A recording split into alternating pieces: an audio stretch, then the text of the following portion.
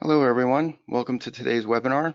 My name is Joe Torrey. I'm an investment counselor here at RealWealth Network. I'm based in the San Jose area, and I'll be hosting today's webinar, which will be on a powerful wealth building tool, 1031 exchanges.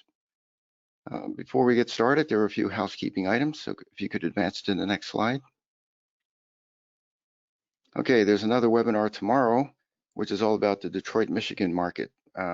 Some of you have heard because of the virus, some of the auto plants were closed down, and now they're starting to reopen again. So our property team in Detroit will be giving us some background on what's going on and what's the latest in that market. That'll be tomorrow, same time, noon Pacific time. Disclaimer. Okay, this is our standard disclaimer. The strategies mentioned in today's presentation may not be appropriate for everyone. Other options not mentioned may be more suitable for your specific circumstances. Consult your personal accountant, tax advisor, or attorneys to discuss your situation. And as always, past performance is no guarantee of future results. Real estate purchases are subject to investment risk, including the possible loss of amounts invested. And while every effort is made to maintain accurate and current information, the possibilities of errors and/or updates always exist. So like it says, there's always risk with real estate investing, and watching a 1-hour webinar is not going to remove your risk. So learn what you can today, but be careful and consult with professionals before you invest. Hopefully that appeases the attorneys. Okay, next slide. Oh, we're going to have questions. So if you can, on the upper right-hand corner, you should see an orange rectangle. You can click that, and then a little box will open up. You can type in your questions during the webinar, and then we'll get to them at the end. Okay, today's presenter is Dino Champagne, who's one of our preferred providers for 1031 exchanges. She's done over 10,000 1031 exchanges in her career, so she can do them in her sleep. The last 3 1031s I did with Dino, and it went flawlessly without a hitch, so I can recommend her personally. She's also taught over 1,000 seminars on 1031s, including teaching the IRS how to do it. So that's pretty impressive. So before I turn it over, I'm going to shut my camera off so I'm not distracting, and I'll come on. I'll be lurking in the background, and we'll come on at the end for the Q&A. But Dino, could you first tell us how you wound up with a name like Dino? Hi, Joe. How I came up with a name like Dino, you know, it's interesting is when you refer people over from RealWealth Network to talk about 1031s, I know you preface it by saying she a lot of the times, but sometimes they may not grasp the concept that Dino actually is a female. Like there's always this hesitation on the phone. I was actually named after my uncle Dino. I'm half Italian, half French. My sister and I are 11 months apart. My mother and her brother were 11 months apart. And that's how I ended up with the name Dino. And so I'll get some pushback from my Italian side saying, well, it should have been Dina. But my mother's, you know, she said, nope, it's going to be Dino no matter whether she's a girl or a boy. So that's how I ended up with my name. Okay, well, if you have 50 people respond to you in this webinar today, you won't have to explain that 50 times now. You can. Okay, I'll turn off my camera and turn it off to you, and I'll be lurking in the background, and I'll come in at the end. All right? You got it. Hi, everyone. I want to go over the 1031, and what I'm going to cover in this session here for the next hour. We're going to talk about what are the tax rates when somebody's doing a 1031. We're going to go through the pros and cons of an exchange. I'm going to talk about the taxpayer and the vesting issues that come into a transaction. I'm going to take you through the timelines for the exchange, IRC section 1031, what's like-kind property. We're going to go through the exchange equation, ID rules and such, and then certain things that we run into that are current situations in today's market. And then we will have questions and answers at the end. So as Joe said, if you have any questions as I'm going through the presentation, please use the orange arrow, type it in, and then we'll cover it at the end. So let's talk about the first thing when we're talking about a 1031. A 1031 is a part of the tax code itself. It's one of the most powerful tools an investor has to use that they can use to reinvest into other property. So they're continuing their ownership. So we like to say that it's, the taxpayer's reinvestment plan. It also has some estate planning functions to it as well. Now, I'm going to preface everything that I'm saying today. All of this is under current tax law. So as we know, tax laws can and have changed over time. So right now, this is what the opportunity we have as investors when we're selling an investment piece of property to defer the tax. So this is a wonderful tool for those of you trying to build your portfolios. Now, when we talk about taxes in a transaction, let's go over what the actual tax rates are that an investor may be subject to when they're selling an investment piece of property. When you own investment real estate, you're depreciating that property. So while you're operating the property, you're lowering your real estate taxable income. However, when you go to sell the property, there's going to be a tax rate that's associated with that depreciation, and it's called depreciation recapture tax, and that's taxed at 25%. So that's a fixed rate. Then we have the long-term capital gain rates that an investor is going to be subject to. Now, there's two separate rates at the federal level. There's 15% and there's 20%. The 20% rate will come in if a taxpayer is single and their income is more than $441,551, or a married couple if their income is more than $496,601. So anything above those numbers will be taxed at the 20% tax rate. Now, while an investor may be below those dollar amounts, that income amount, when you sell an investment piece of property, it could trigger you into the higher tax rate. So just keep that in mind. Any income below that is at 15%. Then there's the net investment income tax. Most of us know it as the Obamacare tax. What that means is that if a taxpayer's income is more than $200,000 if they're single and $250,000 if it's a married couple, they're going to be subject to an additional 3.8% in taxes. And then most states have a state income tax, such as California.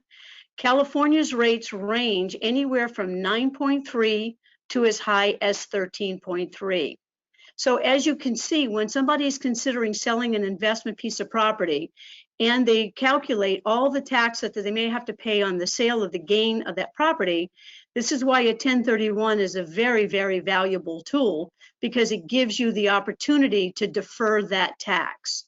So if you're, I just want to make a note here also, if you're living in a state, California, for example, and you're selling a property in a non-income tax state, for example, Florida or Texas, then you're still going to be subject to California taxes because you are a California resident. So when you're dealing with these situations, understand your tax ramifications when you sell. All right, so let's talk about the pros and cons, because any transaction, you're going to have pros and cons. So the positive sides of doing an exchange. As an investor, I get to defer. You're never going to hear me use the word free, because this is not a tax-free transaction. It's a tax-deferred transaction.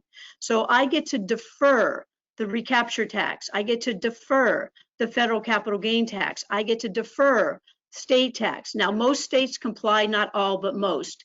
I get to defer the net investment income tax. So again, one of the pros to doing an exchange.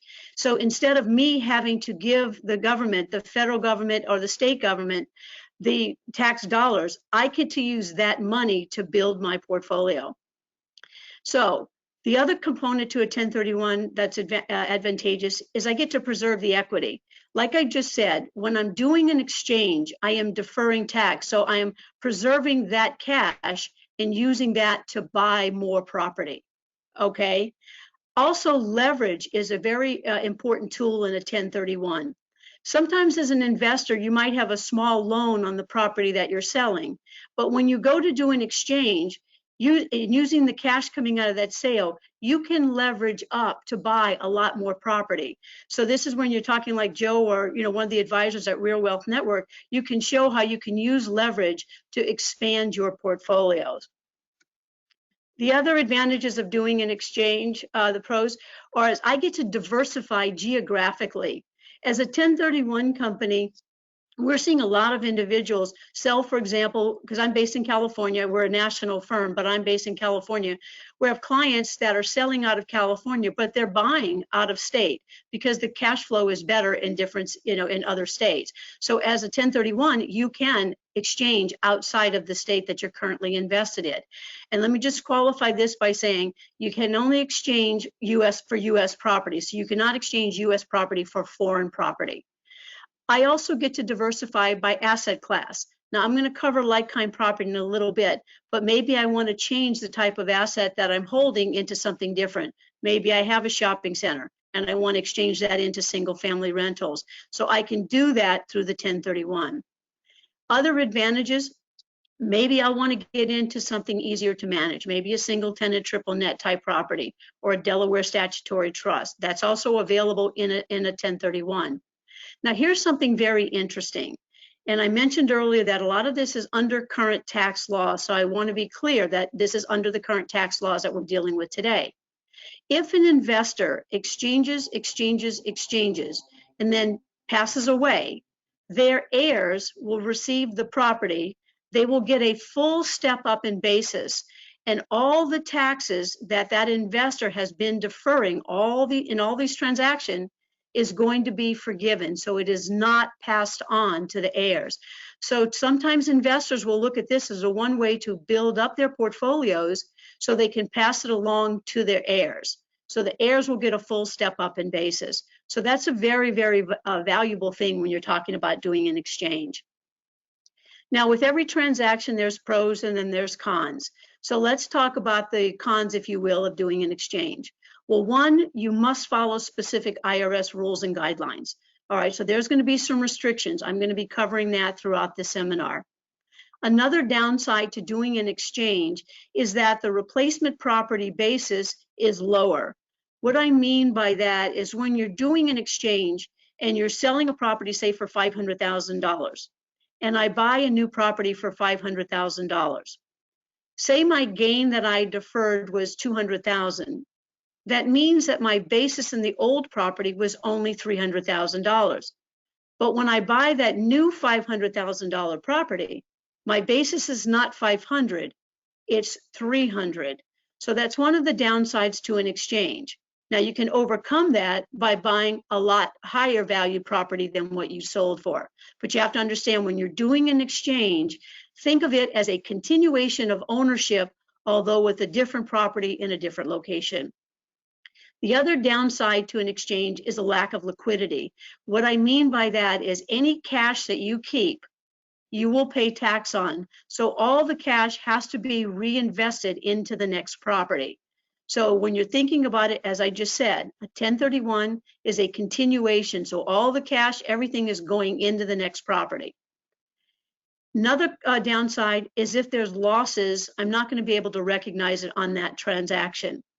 Very important for you as investors considering selling an investment piece of property to always consult your tax advisor to determine what your tax consequences will be on the sale of that property, because there may be instances where you have suspended losses.